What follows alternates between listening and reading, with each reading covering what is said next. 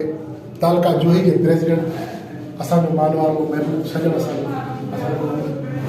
क़ाबिल एहतराम साईं खरीदार सुनो साहब जी जमण जो ॾींहुं आहे डेट ऑफ बर्थ जेकी चइजे त हुन जे लाइ असां साईं खां पुछंदासीं। मां चयो साईं 40 साल थी विया हुन हिसाब सां हिकिड़े वॾे पैमाने ते न थी सघी आहे छो त असां हितां वियासीं। हा मुनीर सियाल साहब जेको हिकिड़ो असांजो महबूब दोस्त बि आहे ऐं असांजो भाउ आहे, असांजो हिसो आहे। उनजी तबियत इलाही सुठा थींदी सही थींदो पढ़े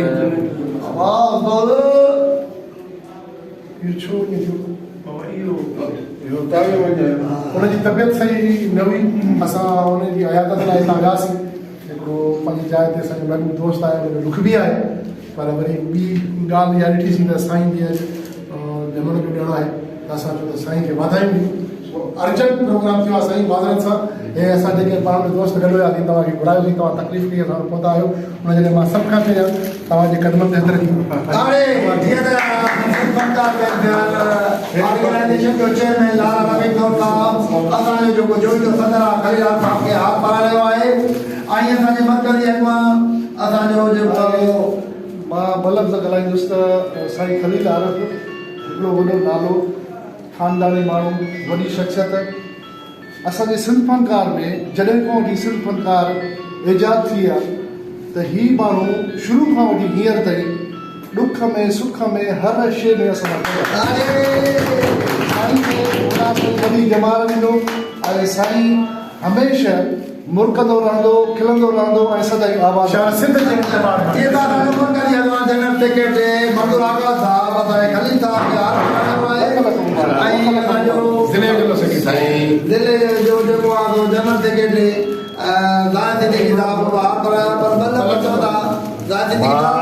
इहो चवंदुसि त खलील आरिफ सुमरो साहब असांजो लेजेंड एक्टर हींअर जेको आहे तकरार ड्रामे में हिन जे चाचे जो किरदारु पियो करे मज़दूर आकाश जे। अॼु हुनजी बर्थडे आहे, मां बर्थडे विशिस कंदुसि ऐं इहो चवंदुसि भाउ सदाईं ख़ुशियूं माणियो, जुग जुग जियो, आबाद रहो। दोस्तो जीअं त आहे असांजो ज़िले जो जनरल सेक्रेटरी राजनीति साहब इनाम तालको कैंशा जनरल सेक्रेटरी असांजो इनाम साहब असांजे जेको आहे लाडले ऐं प्यारे खलीलाल साहब खे गुलनि जो तोहफ़ो पेश कंदो करे सिंध जो तर्जुमान। हा सिंध फनकार मित्र ऑर्गेनाइजेशन जो असांजो बहितरीन दोस्त आहे तालके जोई जी सदर। ऐं उनखां अलावा साईं सां मुंहिंजो पुराणो तालिक़ आहे, छो जो साईं बेसिकली तमामु हिकिड़ो ख़ूबसूरत शाइर आहे, अदबी संगत आहे, साईं जो वास्तो आहे। ऐं असां बि साईं जो सिखिया आहियूं, तमामु हिकिड़ो ख़ूबसूरत शाइर आहे। मां साईं खे जनम ॾींहुं मुबारक ख़ैर मुबारक हो। जियो खलीलाल साहब, जियो जियो जियो। सिंध फनकार मित्र ऑर्गेनाइजेशन जो अॼु ये नंढड़ी मीटिंग कोठी वई जंहिंमें असांजे बाबा सलीम दानिश सेक्रेटरी रीता यूनिट जो प्रेस सेक्रेटरी सलीम दानिश खलील साहब खे हाथ पारायो आहे। ऐं हुन खां पोइ हाणे असां इहो जेको केक जेकॾहिं को दोस्त ॻाल्हाए मां असां मुबारक थो ॾियूं। ऐं हुन खां पोइ असां हिकिड़ो केक पर केक कटण खां पहिरियों संगत साईं खे मुबारक ॾींदी, संगत साईं खे मुबारक ॾींदी। साईं मुबारक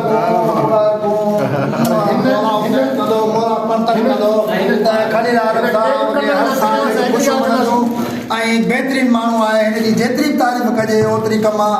ऐं हिनखे जेॾी महिल हक़ीक़त पुछा कयो त हिनखे जेॾी महिल फ़ोन कंदा आहियूं खलील साहब हिते पहुचो त मिंटनि में पहुची वेंदो आहे। असांजी दुआऊं त सदाईं जियो खलील साहब जियो। उन खां पोइ मां इहे लफ़्ज़ चवंदुसि त हज़ारे साल जी सालगिरह मल्हाईंदा साईं मुबारक।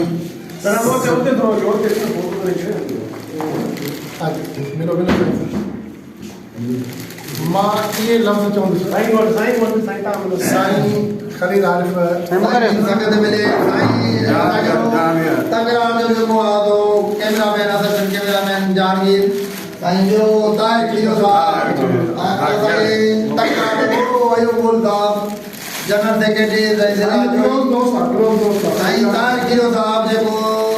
जी तकरार जो असां चंगे में हिन केक कटण खां पहिरियां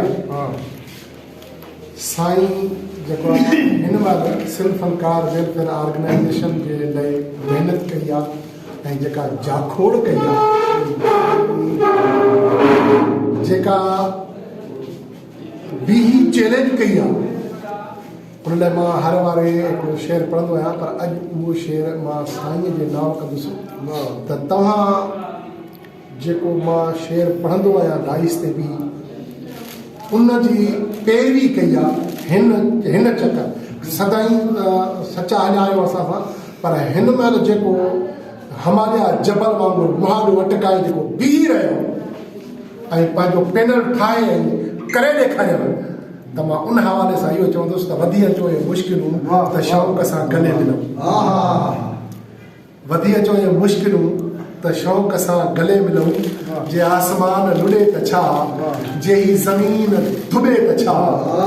रखूं था बेडबियूं दिलियूं वधी अचो इहे मुश्किलूं त शौक़ सां गले मिलूं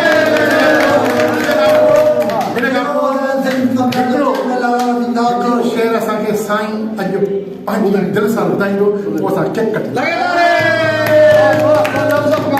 शेर ॿुधायो साईं पहिरियां त सॼी संगत जूं महिरबानियूं बाबा जो शेर चवंदुसि हिन मौक़े ते त बाबा साईं चयो त अणॼाण जी बाबा ते थियणु शाद न घुरिजे बेदाद ॾे दाद हो दाद न घुरिजे मधोश कदरदान जी कोडी बि भली आहे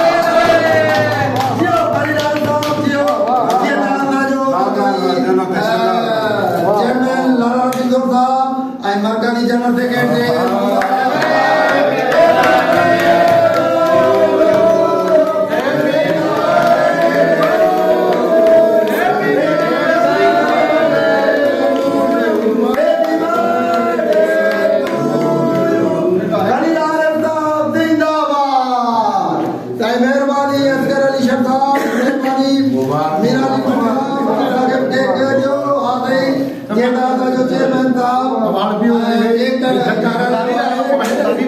झटके वारे कमरे में माना ॿई फ़ाइदा वठो ॿई फ़ाइदा लोॾे ॿधी ठाही असांजो चेयरमैन साहब इनाम उमर साहब खे बि कराइणो आहे ऐं जीअं त दोस्तो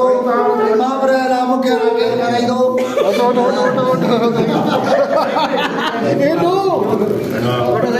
साईं खे साईं केक ते जहिड़ो आहे साईं आयो साईं खणी ॼाण पंहिंजे हथनि सां त चेयरमैन लाला खे केक खारायो आहे बिस्मिल्लाह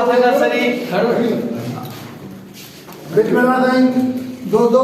सलीम साहब जी अकेलो अकेलो केक बदो खाए दवा ने दो करे इनाम भी बिस्मिल्लाह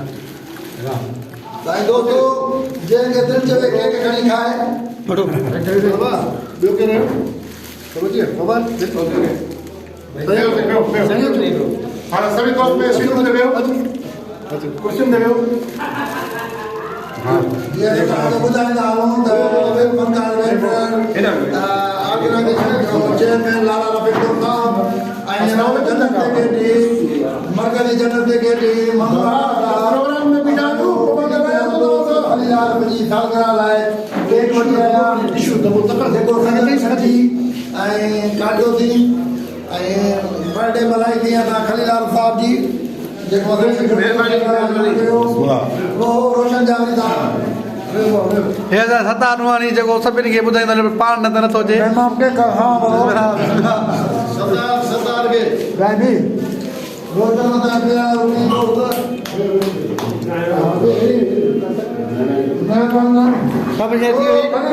असां कंहिंखे बिना कोन खाराईंदी हाणे खाराईंदा बिस्मिल्लाह हे असांजो साईं बिस्मिल्लाह साईं वेहो